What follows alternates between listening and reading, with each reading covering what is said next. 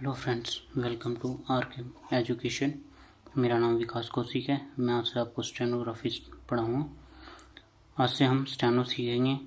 आज मैं आप लोगों को बताऊँगा कि स्टेनो होती क्या है, इसका सिलेबस क्या है, इसका यूज़ कैसे करते हैं, कहाँ का यूज़ होता है, कैसे हम स्टेनोग्राफर बन सकते हैं, कितना इसमें स्टेनो का कोर्स कंप्लीट करने में टाइम लगता है, कितना बेसिक सीखने में टाइम लगता है, कितना एडवांस सीखने में टाइम लगता है, कितने सारे इसके एग्ज़ाम्स होते हैं, जिस एग्ज़ाम्स की वजह से हम जॉब ले सकते हैं या हम किसी भी सेक्टर में कैसे स्टेनोग्राफर बन सकते हैं। आज हम इस बारे में सभी चीज़ों के बारे में बातें करेंगे। तो स्टार्ट करते हैं स्टेनोग्राफी के बारे में। स्टेनोग्राफी होती क्या है stenography? Stenography it is an art of writing any word according to their sound in a symbolic form. कोई भी ऐसा शब्द जो हम बोलते हैं उसकी आवाज़ को हम अगर किसी भी सिंबॉलिक फॉर्म में लिखते हैं तो उसको हम स्टेनोग्राफी बोलते हैं। यानी कि हमने कुछ भी बोला, कुछ भी शब्द बोले इंग्लिश में, तो उसका अगर हम कोई भी वर्ड बनाए, जैसे हमने पी बोला, पी, ये आपका पी बन गया, इस तरह से इस वर्ड को हम स्टेनोग्राफी बोलते हैं। इसका क्या यूज़ होता है, इसका क्या बेनिफिट है, वो मैं बताता हूँ। इसका बेनिफिट ये है कि अगर हम किसी भी जॉब में लगे हुए हैं और कोई ऑफिसर हमें कोई भी बोलता है कि काम करने के लिए, अगर हम उसको इस फॉर्म में लिख के और बाद में इस फॉर्म में, यानी कि हम सिंबॉलिक फॉर्म में लिख के और उसको इंग्लिश में ट्रांसलेट करके उसको दें, तो उसको हम स्टेनोग्राफी बोलते हैं। इसका फ़ायदा ये है कि इसमें हमारा टाइम बचता है, बहुत कम टाइम लगता है। यानी कि हम टाइप करेंगे फिर उसकी करेक्शन करेंगे। अगर हम उसको इस सिंबॉलिक फॉर्म में लिख के इंग्लिश में ट्रांसलेट करेंगे तो हमारा टाइम भी बचेगा और गलतियां होने के चांसेस बहुत कम हैं। और अगर कोई हमें डिक्टेशन दे रहा है या कुछ बोल रहा है, अगर हम उसको इस इतने बड़े वर्ड्स में लिखेंगे तो टाइम बहुत ज़्यादा लगेगा। इतने वर्ड्स की जगह अगर हम इस तरह से लिखेंगे इस सिंबॉलिक फॉर्म में तो हमारा टाइम भी बचेगा और उतने टाइम में हम ज़्यादा से ज़्यादा काम कर सकते हैं। इसलिए हम स्टेनोग्राफी सीखते हैं और इसका यही सबसे बड़ा बेनिफिट है। अब इसकी बात करते हैं कि इसमें कितना टाइम लगता है सीखने के लिए। इसको सीखने के लिए मैक्सिमम टू मैक्सिमम अगर हम अच्छे से सीखें तो इसका टोटल ड्यूरेशन जो होता है सीखने का वो 2.5 महीने से और 3 महीने का होता है सबसे ज़्यादा। और वो डिपेंड करता है कि बच्चे की कैचिंग पावर कितनी है। नहीं तो 2.5 महीने से 3 महीने इसका मैक्सिमम बेसिक सीखने के लिए, इसका बेसिक कोर्स करने के लिए 2.5 से 3 महीने ही लगते हैं हमारे। अब हम बात करते हैं इसका सिलेबस क्या होता है। इसका सिलेबस की बात करते हैं। देखो, सिलेबस का मैं आपको बताता हूँ सिलेबस क्या क्या होता है इसका। इसमें हम टोटल 25 चैप्टर पढ़ेंगे। टोटल 25 चैप्टर पढ़ेंगे जिसमें हम 120 एक्सरसाइज करते हैं। 120 एक्सरसाइज टोटल होती है इसमें। 25 चैप्टर और 120 एक्सरसाइज जो हमारे बेसिक का पार्ट होता है। यानी कि हम इसका बेसिक सीखने के लिए हमें इतना कुछ करना पड़ेगा, यानी कि 25 चैप्टर और 120 एक्सरसाइज। इन सब को करने के लिए हमें 2.5 से 3 महीने लगते हैं। और वो बच्चे पे डिपेंड करता है कि वो 2.5 से 3 महीने में सीखता है या वो ज़्यादा टाइम में सीखता है। बस इसकी एक कंडीशन होती है कि इसमें प्रैक्टिस ज़्यादा से ज़्यादा करनी पड़ती है। अभी हम इसके सिलेबस की बात करते हैं कि इसमें कितने चैप्टर होते हैं, कितनी एक्सरसाइज करनी है, वो मैं बता चुका हूँ। अब चैप्टर कौन कौन से होते हैं उसकी हम अब बात करते हैं। सबसे पहले चैप्टर होता है इसका कॉन्सोनेंट्स का। जैसे इंग्लिश में 21 कॉन्सोनेंट्स होते हैं, ठीक है, उसी तरह स्टेनोग्राफी में टोटल 26 कॉन्सोनेंट्स होते हैं, ठीक है। इसका सेकंड चैप्टर है वोवल्स, ठीक है। जैसे इंग्लिश में 5 वोवल्स होते हैं, उसी तरह स्टेनोग्राफी में 12 वोवल्स होते हैं। Next chapter vowels and positions, grammalogues and punctuation. Third chapter है कि वोवल की हम कैसे, कहाँ, किस पोजीशन पे हम वोवल्स लगाते हैं। स्टेनोग्राफी में 3 पोजीशंस होती है, above the line, on the line और थ्रू द लाइन। यानी कि लाइन के ऊपर, बिल्कुल लाइन के ऊपर और लाइन से नीचे, 3 पोजीशन बोलते हैं। ग्रामलोग्स शॉर्टेस्ट फॉर्म होती है और पंचुएशंस जो हम यूज करते हैं। Alternative signs of R and H, R और एच की कौन कौन सी और भी फॉर्म्स होती हैं। जैसे हम आर लिखते हैं तो आर की 2 से 3 फॉर्म होती हैं, एच की भी 2 से 3 फॉर्म्स होती हैं। डिफ्थोंग्स, डिफ्थोंग्स भी एक चैप्टर होता है जिसमें हम वोवल्स की पोजीशन और इसके बारे में पढ़ेंगे। नेक्स्ट चैप्टर है फ्रेजियोग्राफी। फ्रेजियोग्राफी का मतलब होता है 2 या 3 शब्द, 2 या 3 से ज़्यादा, 2 या 3 और मोर वर्ड्स को अगर हम एक साथ जोड़ के लिखते हैं तो उसको हम फ्रेजियोग्राफी बोलते हैं।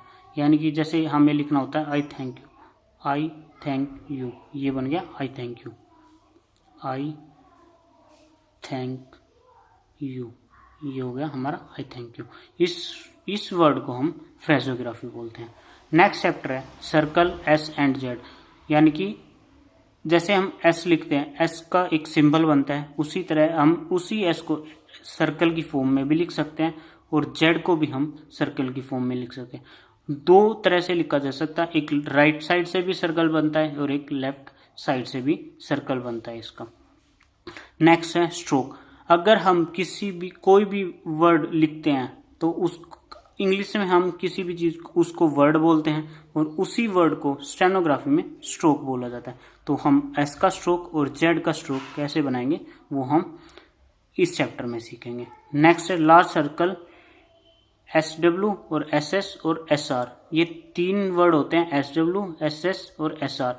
इसको हम कैसे लार्ज सर्कल के अंदर बनाएंगे वो हम नेक्स्ट चैप्टर में सीखेंगे। नेक्स्ट है loop, S T and S T R. Loop भी एक फॉर्म होती है एस टी और एस टी आर बनाने के लिए, ये भी हम इस चैप्टर में सीखेंगे। नेक्स्ट है initial hook, straight and curve strokes. Initial hook भी एक इसमें स्ट्रोक बनाते वक्त हम एक सिंबल बनाते हैं, उसको इनिशियल हुक बोलते हैं। उसको हम स्ट्रेट स्ट्रोक्स में बनाएंगे और कब किस टाइम हम कर्व स्ट्रोक्स में बनाएंगे। नेक्स्ट चैप्टर है alternative forms of F R and V R. F R और वी आर की और भी कौन कौन सी फॉर्म्स होते हैं वो हम alternative forms of F R और वी आर वाले चैप्टर में सीखेंगे। सर्कल और लूप प्रीसीडिंग इनिशियल हुक, कब हमें सर्कल लगाना है, कब हमें लूप लगाना है वो हम सीखेंगे इस वाले हुक वाले चैप्टर में। नेक्स्ट है एन एंड एफ हुक, कब हमें एन का हुक लगाना है, कब एफ का हुक लगाना है, किस स्ट्रोक कौन से स्ट्रोक के साथ में एन का हुक आएगा, कौन से स्ट्रोक के साथ में एफ का हुक आएगा, वो हम एन एंड एफ हुक वाले चैप्टर में सीखेंगे। नेक्स्ट चैप्टर आपका है circles and loops to final hook, कब हमें सर्कल लगाना है, कब हमें लूप लगाना है, वो जब वर्ड का फाइनल पोजीशन बनानी होती है। शन हुक, जो भी वर्ड शन से खत्म होते हैं, आई ओ एन से, आई ओ एन शन से, इस शन का कौन सा हम वर्ड बनाएंगे उसको शन हुक में सीखते हैं। एस्पायरेट्स, एस्पायरेट्स में हम वोवल्स की और भी कुछ पोजीशन सीखेंगे, किस टाइम पे कौन सी पोजीशन पे कौन सा वोवल हमें यूज करना है। नेक्स्ट चैप्टर है upward and downward position of R, कब हमें ऊपर की साइड में आर बनाना है, कब हमें नीचे की साइड में आर बनाना है, कब किस फॉर्म में हमें आर बनाना है, तो वो हम इस वाले चैप्टर में सीखेंगे। नेक्स्ट चैप्टर है upward and downward L and S H, किस टाइम हम कब हमें अपवर्ड एल बनाना है, कब हमें डाउनवर्ड एल बनाना है, कब हमें एस एच की फॉर्म अपवर्ड बनानी है, कब डाउनवर्ड एस एच की फॉर्म बनानी है, वो हम 19 चैप्टर में सीखेंगे। नेक्स्ट चैप्टर है हमारा है कंपाउंड कॉन्सोनेंट्स। कंपाउंड कॉन्सोनेंट्स में कुछ फॉर्म्स होती हैं, जैसे कब हमें एच को अपवर्ड बनाना है, कब डाउनवर्ड बनाना है, कब डब्ल्यू की फॉर्म कौन सी वाली बनानी है, वो हम कंपाउंड एंड कॉन्सोनेंट्स में सीखेंगे।